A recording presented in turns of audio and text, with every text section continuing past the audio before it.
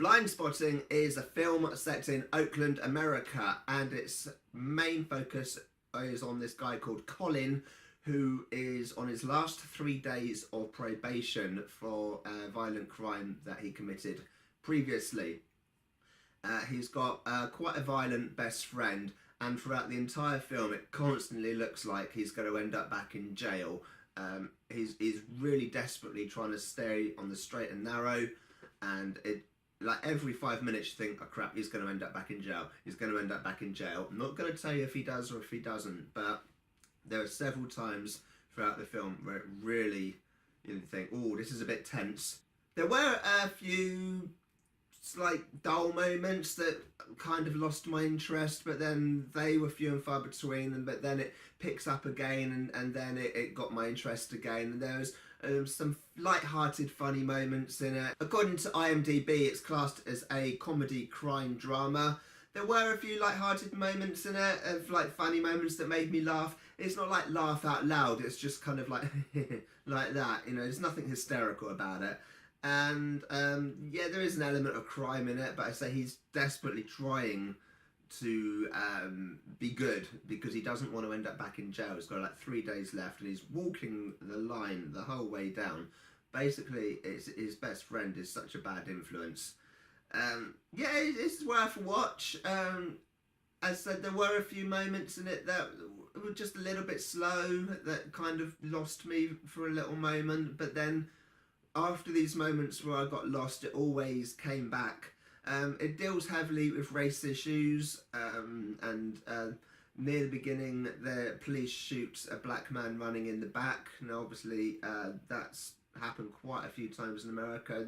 You see a few high profile cases in the news, and Colin witnesses this, but the problem is he's got a curfew of 11 PM, part of his probation, and he's late back, so he's then left with the dilemma. Does he report what he saw, that the police officer did blatantly just shoot this guy in the back, basically murdered him, but if he does that, they're going to know that he was out after his curfew, and then he'll end up back in jail for doing the right thing, and it plays on his mind, and you wonder how it's going to play out, and so that's quite a big aspect of it.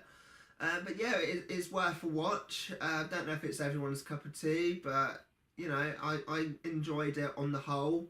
I'd say I enjoyed it about 90% of the time, so the other 10% did lose me a little bit. It also kind of questions like morality and stuff, but in a, you know, the two people, Colin and Miles, they are best friends, they've been best friends for years, but it's such an obvious thing that they're bad for each other. They're not good for each other, but you know, they work out their differences, and things happen.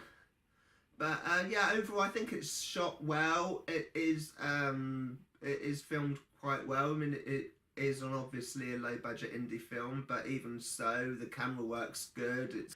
But yeah, I liked the use of the camera work, and the sound, and the music and stuff, and yeah, it has a nice style to it, has a nice feel to it. It has an all-round niceness to it. It's a nice film.